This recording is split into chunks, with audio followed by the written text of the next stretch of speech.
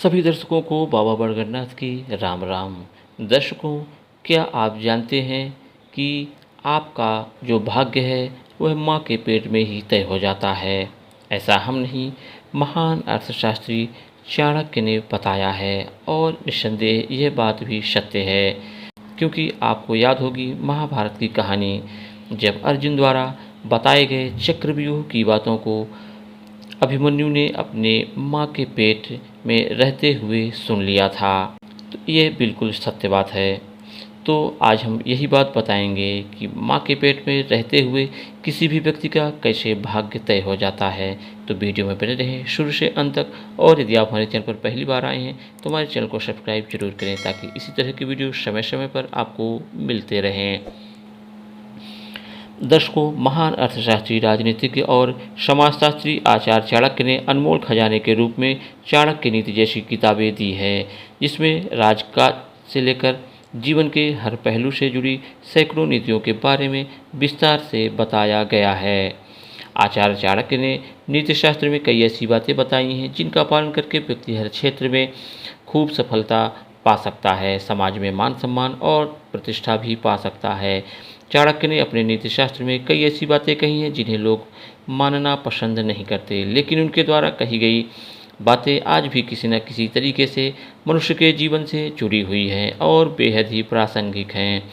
आचार्य चाणक्य ने व्यक्ति के इन 5 बातों के बारे में बताया जो उनके जन्म से पहले ही भाग्य में लिख दी जाती हैं। इन 5 चीज़ों से वह चाहकर भी छुटकारा नहीं पा सकेगा। चाणक्य ने अपने नीतिशास्त्र में एक श्लोक के जरिए इसका जिक्र भी किया है। जो श्लोक है, आयु कर्म वित्तंच विद्या निधन मेव च पंचैतानि ही सृज्यन्ते गर्भस्थस्यैव देहिनः। इस श्लोक में आचार्य चाणक्य कहते हैं कि आयु, कर्म, वित्त, विद्या, निधन, ये 5 चीज़ें प्राणी के भाग्य में तभी लिख दी जाती हैं जब वह गर्भ में ही होते हैं। आचार्य चाणक्य के मुताबिक जब कोई मनुष्य माँ के गर्भ में होता है, उसी समय उसके भाग्य का निर्धारण कर दिया जाता है, जिनमें से जो पहली चीज़ है वह है आयु। आचार्य चाणक्य कहते हैं कि माँ के गर्भ में ही व्यक्ति की आयु लिख दी जाती है कि वह कितनी आयु तक जीवित रहने वाला है और उसकी मृत्यु कब होगी। वहीं जो दूसरा है कर्म, आचार्य चाणक्य के अनुसार आपके कर्म पिछले जन्म पर निर्भर करते हैं, इसलिए गर्भ के समय ही आपका भाग्य लिख दिया जाता है।